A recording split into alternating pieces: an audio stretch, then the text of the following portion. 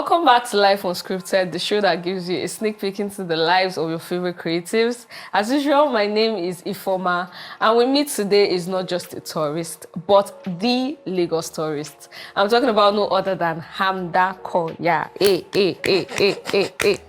Ha! I'm sitting with a tourist. Do you know what it is like to be someone that travel around the world? Do you know she has money? Rich kid, traveling kid, cool will kid. lie. Do you know what it is? I'm so honored. Show proof. Wow. Of the money. Go to her page. That's enough proof. I pity you. I'm that used to travel. You're a tourist. Okay. I want you to be my new best friend because We'll work on that. I need somebody that will be taking me around Lagos. I'm No, always hello. inside my house, so that's why I brought you on this show. For all of us that were introverts, that would like to stay inside our house. I'll drag people out. We're interested. So, word on the street is that you know all the nooks and crannies of Lagos. So, because of that, I want to put you to a test of tongue twisters. Are you ready? Oh yeah, let's So, try. I want you to say it 5 times. 5 times. Okay. 5 times, and you have to be fast. Okay. Francis fled fast from the flooded forest floors.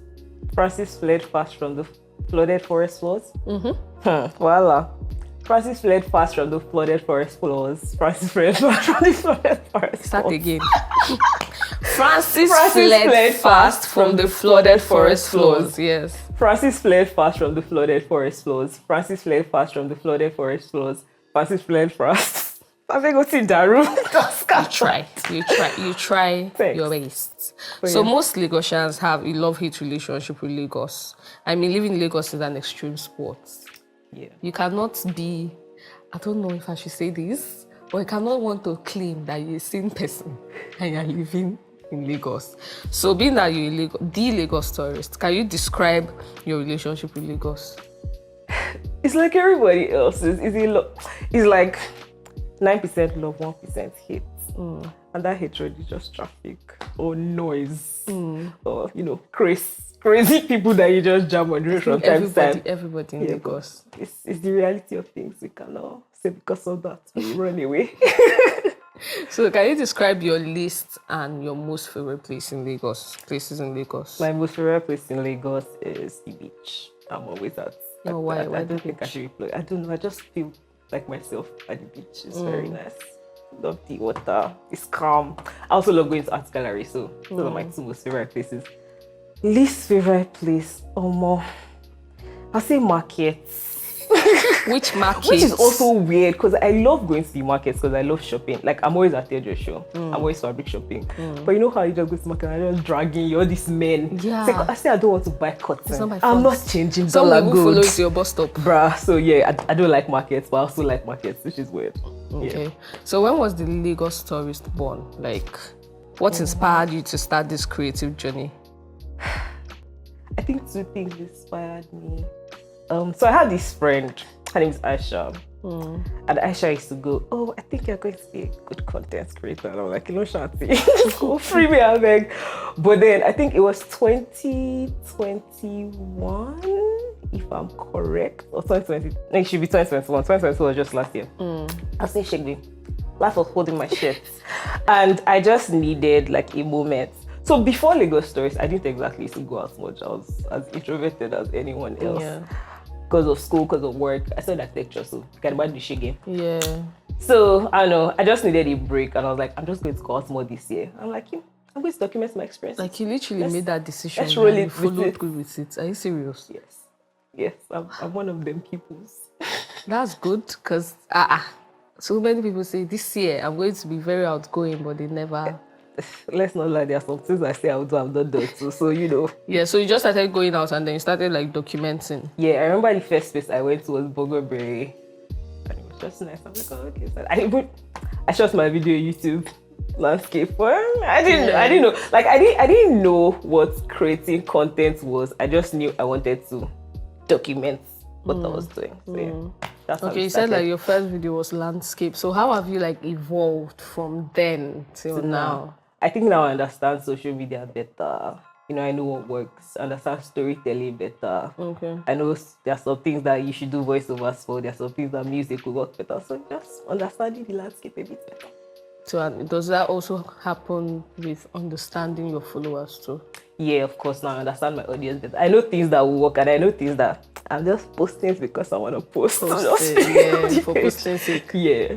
Yeah. Okay. So you have a good number of followers on social media. How was it at the beginning? Being that you started with just let me just go out this year. It wasn't really anything like I wanted to build a travel brand, right? Yeah. So it was more of you just wanted to go out and all that. So how was that? Like you have a following now. So how were you able to grow that? My first 300 followers were from my WhatsApp status. I can never forget. So your 300 followers, what year? Still 2020. Wow. Or 2021, Okay. I can't remember. But yeah, that day it was me. So I had a family group chat, me and my siblings. Yeah. And I'm like, I want to start this thing. And then we decided on the name. I can't remember the remaining two names. I was like, I had options. I'm like, which one sounds best? They're like, the Lagos Stories. I'm like, okay, that's fine, we'll roll with it. So I used to do this thing, like, the way I treat my Instagram stories now is how I used to treat my WhatsApp status. I just be posting updates about my life. So I was like, you people, I want to start something. Come and follow my page. Everybody, I did broadcasts to my contacts. That's why I got 300 followers. Then after that, I just started posting reels every day. And then so from 300 to 1K to 5K, one day was 10K. I'm like, wow, we did the So would you say like you were strategic about it? Like you were strategic about like building a community? Yes, but I didn't realize I was being strategic. I was just doing stuff. Vibes and yeah, it was just vibes. I was like, I'm going to update everybody, but I didn't know it was going to convert. To become a thing. Yeah. Okay, so what are the unspoken challenges or pressures about being a tourist? Everybody just sees you like, this guy they come out. Everybody assumes you know everywhere. I'm like, I've never been So you don't know anywhere? this place. Everywhere. You don't like, know everywhere. I don't go to clubs. What do you mean? You will not see me at South. I don't. So is it that you have like specific places that? So I don't really like noise. I like clubs because you can dance, but I don't like clubs because it's noisy and people are drinking. I'm like, leave me alone. So there are certain places that I cannot relate to, but people are always just asking, oh, can you recommend where I can go and propose to my wife? I'm like, me, I'm single. What do you mean? So you cannot recommend because you're single? Please. I start with the single community. I cannot help people. If you have to marry, can look for it for yourself. But yeah, just stuff like that, struggles. Then another struggle might just be sometimes you don't have ideas for content, but you can always bounce back from that. Yeah. Okay, so would you also say that's also a challenge of being an influencer or an influential person? Pressure. Yeah, that's a challenge. There's too much pressure on your neck sometimes. I was like, I'm just a random girl. So also, can you share this, like what type of pressure? People put you on a pedestal, and I'm like, I'm just still the random girl that has a 9 to 5, and I'm hustling influencer money, right? Yeah. Like, I just happen to have a lot of followers on Instagram. I'm not a celebrity, but people expect so much from you. What else? People also just expect free stuff from you. Or not free stuff, just expect you to always want to help. I'm like, I have a life, so I cannot respond to all your DMs. I'm sorry, me too, I'm grinding. But yeah, just those two things. Okay, so how do you stay authentic? And you know how you want to be aesthetically pleasing, That's right? not who I am. Oh. Me. Have you not seen me shoot shots in my bonnet? Shoot videos in my bonnet before? But yeah, continue. So you just allow yourself, like you don't, so you're still authentic. Is it that you don't really put in mind how aesthetically pleasing your content is? Or so do you feel like it puts you in a box? For me. So I'm not, you're not going to go to my page and see like the whole color scheme is skimming or there's like, it's scattered because I'm a scattered person naturally. So it's just based on vibes. I know what I want to put out in one day. We move on with it. What I try to look at instead of aesthetics is more like setup. Is my lighting great? Is my audio great? Is the story great? The storytelling is good, but I don't really care about what I'm wearing like that. I don't care about location. It's just what am I telling people in this video? That's what's important to me. Okay. Yeah. Okay, so you're a really happy person, which I totally love. Thank you. You're a really nice person. And social media can be really negative sometimes. Yeah. So how do you deal with like that negativity? Look, be strict. It's a delete. block. It's a I don't block. have energy. Like, so I like to say I treat my page like my house. It's my house. I'm the one in control of things there. If somebody comes and knocks on my door, I'll shout back at you. I'll chase you out. So that's how I treat it. Like, if you come and you comment nonsense, depending on the Have you level ever shared of the any? nonsense. Have you ever like experienced that before? Let me think. Yeah, there was this time I posted one video. It was my birthday, and my friends had done like a surprise for me. So you know how some people are just really religious and they just feel like they can police your religiosity. Yeah. And then some babe comes on and she's like, "Oh, why are you wearing straps?" Like I was wearing like a spaghetti strap top. You know, I'm not the most religious Muslim out there yet. But I was wearing a spaghetti strap top, but I still did like my scarf. And she just came and she just went off. I'm like, you know, she like delete block. It's not here. We don't roll like that here. So yeah, sometimes my people just come for them. Yeah. And people just call it God the web. God the web. Okay. So when I think about, before that question, do brands take advantage of your niceness? Yeah. I think they used. They probably still do. Oh, why? Oh, too And nice. how? I'm too kind. So is it that, for example, now like they want you to do something and then they're like, oh, we don't really have this amount of money. Yeah, you know how they start the conversation with, sorry, but just a small brand. Like, don't guilt trip me. Please, I'm a small brand. Everybody, they are small Everybody brands. is small brand. Yeah. But okay, I feel like I'm better at rebuffing like that now. When I first started, I saw Shige. So after that, I got a manager, and it was easier because I'm like, any money talks, meet the person. Can't meet.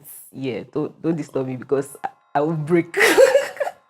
Yeah. So that's how brands take advantage. But I'm better now. I think the way I work now is if I really like your brand, like I feel like I really like your brand, even if you don't have a lot of money, I might still work with you.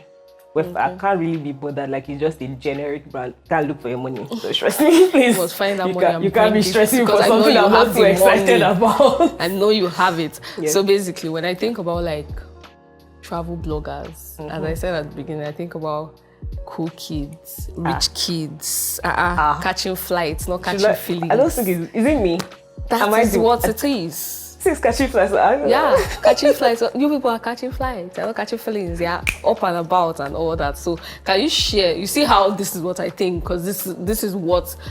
I don't know if I should. That's what you guys make it look like. Because I come to your page, right? And I'm someone that I don't go out. I don't know anywhere in Lagos. And I come to your page. I'm seeing this. Hamda went to this restaurant. Hamda went to this place. Hamda went to this place. I'm like, oh my God, she's balling, taking bombast pictures.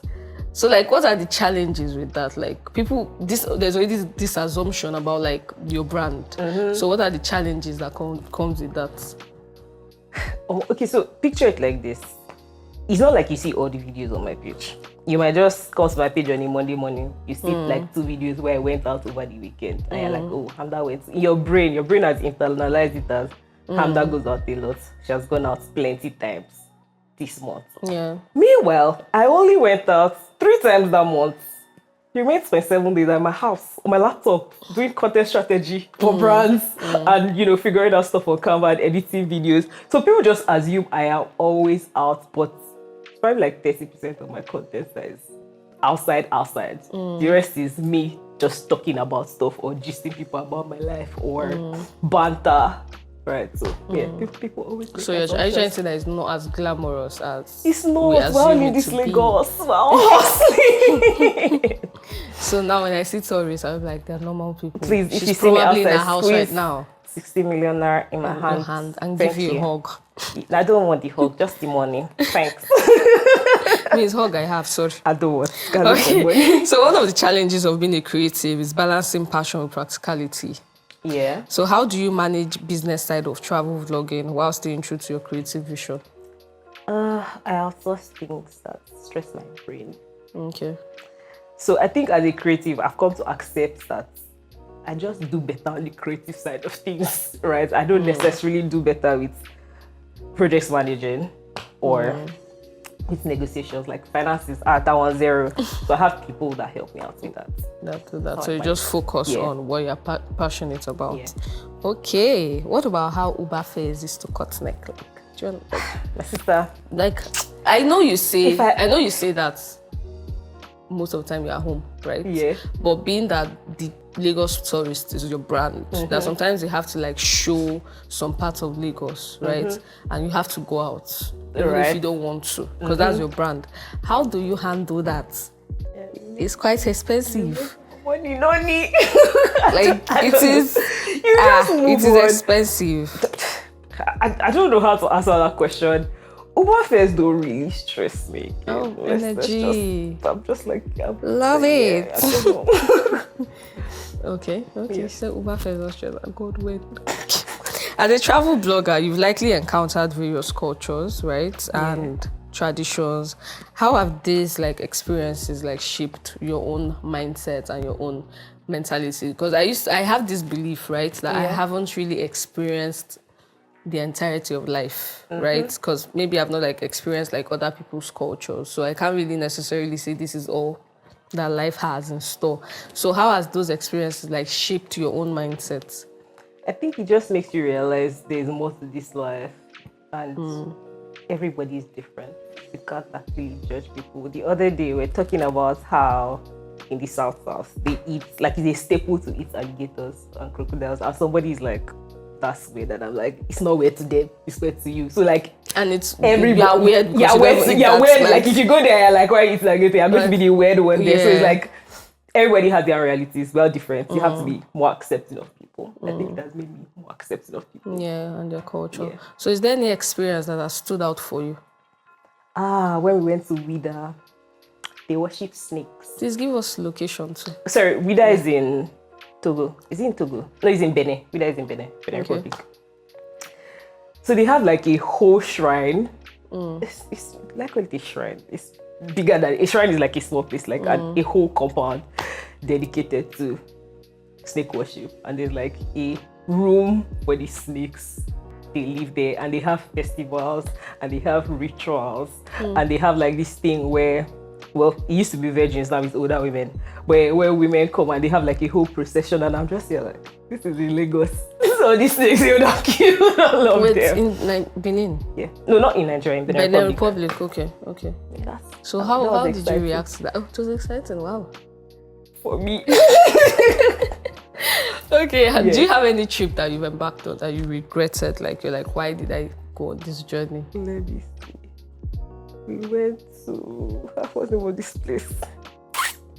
I can't remember. It was one place in West Africa too. I think the reason why I didn't enjoy it is because we were exhausted. We had gone to like 3 other countries. It was the last 3 days we were supposed to spend there. When I remember, I'll tell you. But I have no single memory. I just know we went and I slept all through. I was like, I just stayed in my house. Who sends me on this stress? So I think that's the thing. Sometimes you're just exhausted. Just to give yourself time to rest. But I did not deep it that. I was still like, we'll go. When we got there, I was running on my nose. Energy. Okay. So aside this, I would like you to tell me who Hamda is. Like who you are beneath the Lagos tourist, beneath your brand, your person, basically.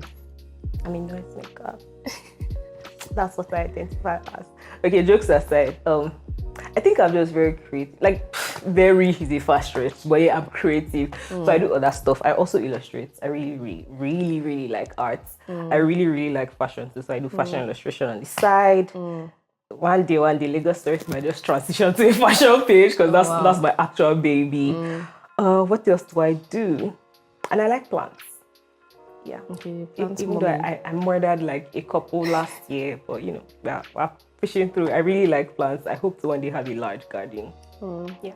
So do you allow yourself feel your feelings, like at the moments when you don't feel like posting anything, moments when you don't feel like creating any content? So how do you come out of like creative block? I use old posts. Oh, okay. Also old posts that did well. I just repurpose content because in the end it's like when I posted that one I probably had like 20,000 followers. now there's 40k other people that haven't seen this, so I can post it will do well again. And sometimes I actually just don't post. I just vanish for like 3 days, come back when my energy is back. I can't kill myself, right? Because if I create in that instance, I'm probably going to create nonsense. Nonsense, yeah, true. Yeah. Okay, so there's something we call third party segments. You are going to give somebody advice. Who is this somebody? Don't worry. Just give the person the advice. And the person said, right, I would love to travel around the globe. Yeah. I'm young, I'm broke. I have no savings. How do I travel around the globe and at the same time make enough money to pay bills and fuel my travel adventures? They should start content creation. I don't understand why you're asking. Okay, but how did they start this content creation? So content creation, like if you're doing travel blogging, you have to invest. If any type of content, like you invest, if you're doing fashion, you use your money to buy clothes, you create a lot of fashion content, and then brands start reaching out to you. So if she says she doesn't have money, is she the last one? Because if she is, she can build her siblings. If she's not the last one, honestly, like you probably have to do some sort of work first. Save up, like have some sort of income, and then use that as your investment into your life. And then after a while, brands start reaching out to you, and you can also just reach out to brands. But brands have to have something that like that. Obviously, like you have to have the value that you're giving back to them. So grow your page, or I don't know what else to tell you. Sorry, can't beg your siblings for money that creates content. Okay. And that's it on today's episode of Life Unscripted with the very beautiful Hamda Koya. Remember, life is unscripted and travel is the spice of life.